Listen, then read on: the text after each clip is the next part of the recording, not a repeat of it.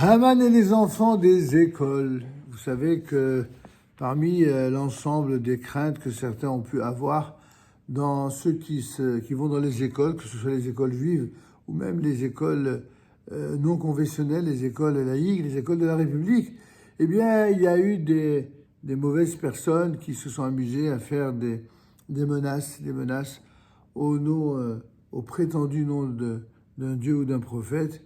Et je ne sais pas comment ces gens-là, ils n'ont pas la décence et l'intelligence de comprendre à quel point, lorsqu'on ose parler au nom d'un dieu ou d'un prophète pour semer la panique, la mort, la zizanie, l'opposition et la haine, eh bien, comment ne se rendent-ils pas compte qu'ils font tout pour se faire détester et haïr, et après, ils vont crier de grands cris. En tout cas, nos sages nous rappellent que lorsque les fameux décrets furent signés par le roi Ahasverosh et remis à Haman, celui-ci, accompagné de quelques amis, eh bien, sortant plein de joie du palais royal, comme toujours les mécréants qui veulent détruire et haïr et assassiner, sont toujours heureux de voir le visage meurtri et plein de crainte chez ceux qu'ils terrorisent. Eh bien, c'est ainsi que Haman a voulu faire des essais de réaction. Il a vu Mordechai qui marchait devant lui et qui s'arrêtait devant un groupe d'élèves en sortant de l'école. Alors rappelons quand même que Mordechai, c'était le plus grand personnage de la communauté juive de l'époque. Haman et ses compagnons se mirent donc à écouter la conversation pour voir qu'est-ce qu'il va dire, qu'est-ce qu'il allait dire à leurs enfants, à leurs élèves.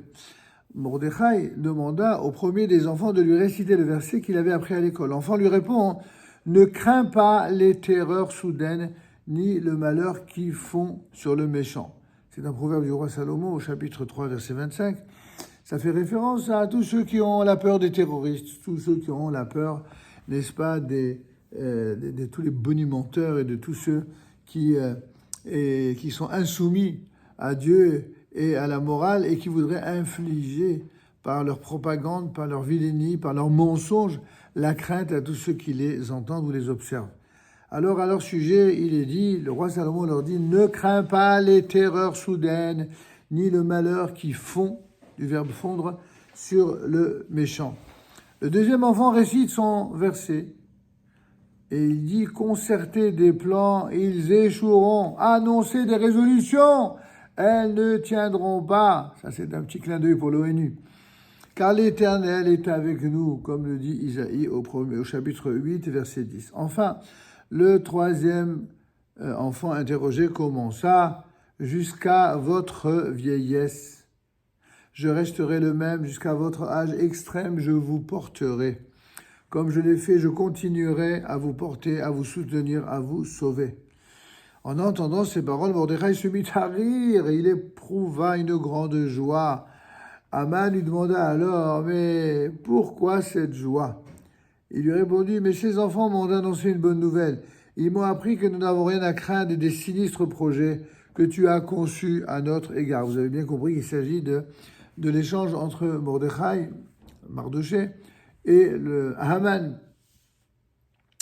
Alors furieux, parce qu'évidemment, d'ailleurs regardez l'Assemblée nationale en France, vous regardez la tête de ceux qui sont toujours furieux contre Israël, vous reconnaîtrez un petit peu ce que l'on dit ici. À propos de Haman, furieux, Haman lui répond: « Eh bien, gare aux enfants des écoles le jour du règlement de compte. » C'est-à-dire que voilà, eux qui parlent du matin de civils innocents, mais s'ils peuvent risquer la vie des enfants juifs, ça, ils sont ravis.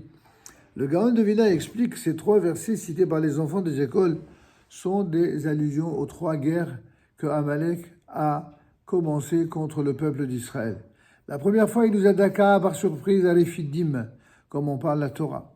Le premier verset nous renseigne de ne pas craindre la terreur soudaine, c'est-à-dire même si il y a malheureusement des guerres lâches qui nous sont imposées, même s'il y a des assassinats, des viols comme ils l'ont fait le jour de Simchat Torah, eh bien sûr que c'est effrayant, bien sûr que les conséquences sont douloureuses, il y a des pertes de vies humaines, mais malgré tout, l'injonction du verset, c'est il faut pas être terrorisé par cela. La deuxième fois, c'est 40 années plus tard, lorsque Amalek nous attaqua en employant la ruse. ils étaient effectivement déguisés en Cananéens afin de semer le trouble chez ceux qu'ils attaquèrent. Là aussi, on a vu dans la nouvelle génération des gens qui se déguisaient le jour, pas simplement de Pourim, mais qui se déguisaient pour se faire passer, tantôt pour des soldats israéliens, tantôt pour des rabbins, et dans le but de mieux faire du mal.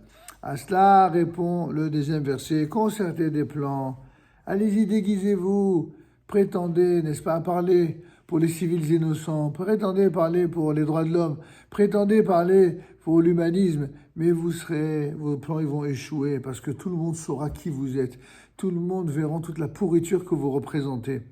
Enfin, pour le suprême combat que se propose de mener Haman, descendant de Agag, pensant que Dieu avait abandonné Israël puisqu'il avait laissé détruire son temple par Nabuchodonosor, eh bien c'est le troisième verset qui nous redonne confiance, à savoir jusqu'à votre vieillesse, je resterai le même pour vous. En fin de compte, même si individuellement il peut, effectivement, le peuple d'Israël peut être atteint, collectivement, le peuple d'Israël, eh bien, restera inattaquable en tant que peuple. Tout ce que les uns ou les autres peuvent envisager, peuvent concocter, peuvent tramer comme conspiration, eux qui sont les rois de la conspiration, eh bien, Akadosh Baruch Hu, le Dieu d'Israël, ne les laissera pas faire et ils les mèneront vers leur propre chute. Amen. Kenny Hudson.